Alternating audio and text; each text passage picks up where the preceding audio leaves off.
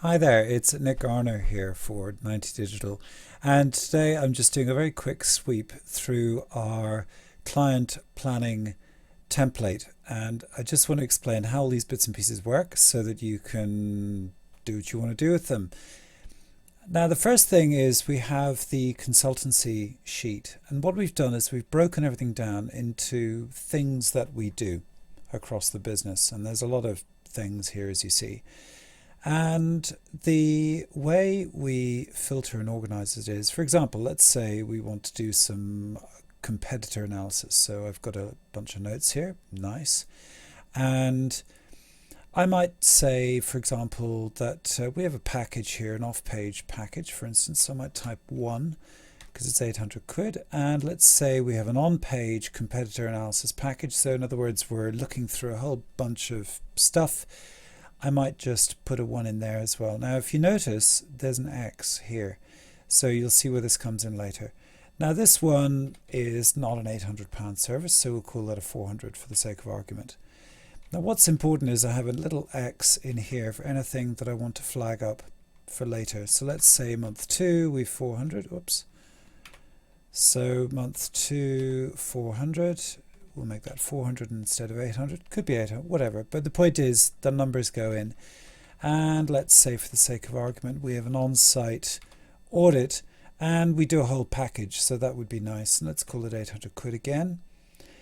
But we also want to do something extra around, say, an off-site competition audit. That's a good one. So month 1, we decide not to. Month 2, let's put 1 in there, and we don't have a figure for that because there's quite a lot of other variables here. So let's, for the sake of argument, say that's £600.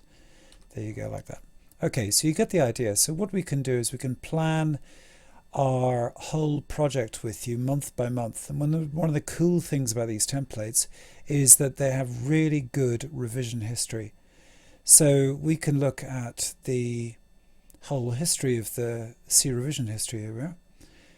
And we can see all the different changes that have been going on. So it means that if someone breaks something or something silly happens, then we can go straight in there and just pull out what was changed last. When we want to filter this, what I do is I take out the blanks. Oops, sorry, I've did something wrong here. Oops, sorry, let me just do that again. Just re-include those blanks, and our filter is actually for here. So we've got a total, so let's just do that, do that. And because it's Google Docs, there are slightly primitive things, but the upside is that you get the benefit of sharing. So in other words, we can do completely collaborative work, and you can work on the same document as me right now, which works really well. Okay, so let me just do that again with the blanks. There you go. And then that has all of the services that we're offering in our package to you. The next one is this, and this is the budget, the link plan estimator. The way this one works is we estimate, for example, in our analysis that maybe we need to get 240 domains every year for you. And within that, we can say, for example, that we're going to concentrate on reasonably good domains. So we have these bands here, which are based on TrustFlow, Majestic TrustFlow. So to give you some idea of what they're all about, if we have 1 to 10, for example, they're usually pretty low-level sites. 11 to 20, they're reasonably okay. They've got a little bit of history and maybe rank for one phrase or something like that. 21 to 30, they're actually reasonably solid sites, and they've been around a while. They rank for a bunch of things, or quite a few things, we would hope. 31 to 40, they become quite strong, and really 40 above, they become much stronger. And depending on the industry, that really determines the trust flow for the site to some extent. So for example, in areas like tech or whatever, you get a lot more links and a lot more trust. Therefore, quite often you're going to see average sites being, say, 3140, whereas in iGaming there might be 2130. So all things are relative, and for that reason we have a pricing model that accounts for that. But I'll talk about that in a minute. The next thing is that we make a decision about weighting. So the weightings are based on these figures here. What I've done is I've gone through all of these big editorially driven sites, the sort of sites that people would naturally want to link to. And using Majestic Data, I've come up with a spectrum, link quality spectrum, that I figure is a very good one to just work with, as it were. And therefore that's our spectrum that we benchmark off. So when I say, for example, 100% at this band, what I'm saying is for this quality of link, say 21 to 30, we're going to do the equivalent number. So we're going to do proportionately the number, we're going to acquire, proportionally speaking, the number of links for 2130 over versus say 3140 or 4150, if that makes any sense. In other words, you'd have 11, 7 and 4, which basically correlates here. So you have a medium-sized bar, a taller bar, medium-sized, smaller. So that's how I do the numbers there. And then I round everything up 1 so that we have round numbers, because otherwise it becomes point something or other. The next thing is on the campaign. So for example, typically on a project, we'd like to start small and maybe go 50, 70, 90, 100 like that, or maybe 100 like that. This chart here then just changes to that. So you can get a sense of how we build into it. What this does is it all equalizes out. So it gives more of a weighting of domains on this end and fewer at this end.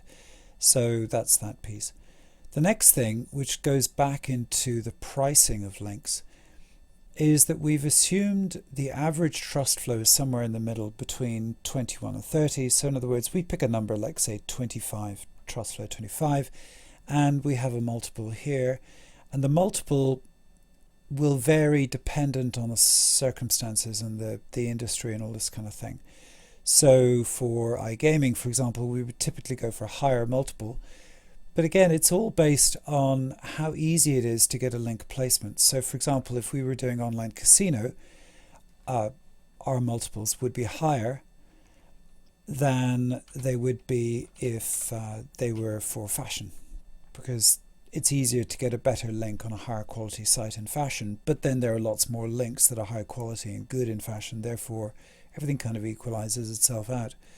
But anyway, we have the way it works, it's really simple.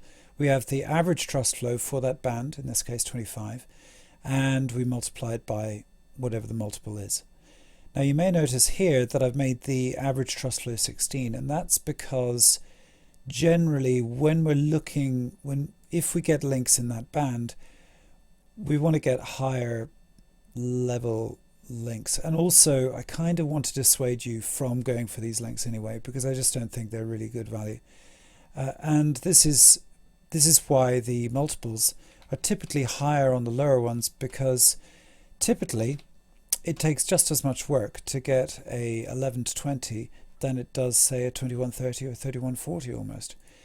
When we get above, I digress slightly, but when we get above say 40 in iGaming or above 50 in non-iGaming, then really you're into the whole thing of, is it editorially justified? Because they become much more picky about what kind of content they take and so on. And this is an important point, and what tends to happen therefore is that the higher the multiples you go, i.e. 75, etc., really it's not so much whether it's a great domain or whatever the hell. It's more like it's just editorially justifiable, and money does not talk. It's the quality of editorial, and in many respects that's why these higher links are so valuable and worthwhile getting. These are based on subdomain value. Now there are certain subdomains like Reddit, for example, which have extremely high trust flows, but in that case we wouldn't go off the main www.reddit.com. We'd probably in that case, we'd go off the subreddit, for example, or the metrics for a /r/subreddit that you're in, for example, or whatever. These things are open to closer definition depending on the circumstances. Anyhow, just on to the pricing. So there we have price per link, and then we have the table here, and you can see here that we are looking at, take this one here, month 12, which relates to this.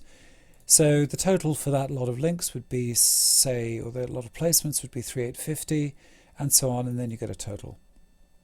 And then we have an average as well. And then you have averages there. So the main idea is it's very easy for us to calculate link costs and so on, and it makes it much more agile for us to work with you on these kind of things. All right, thank you very much.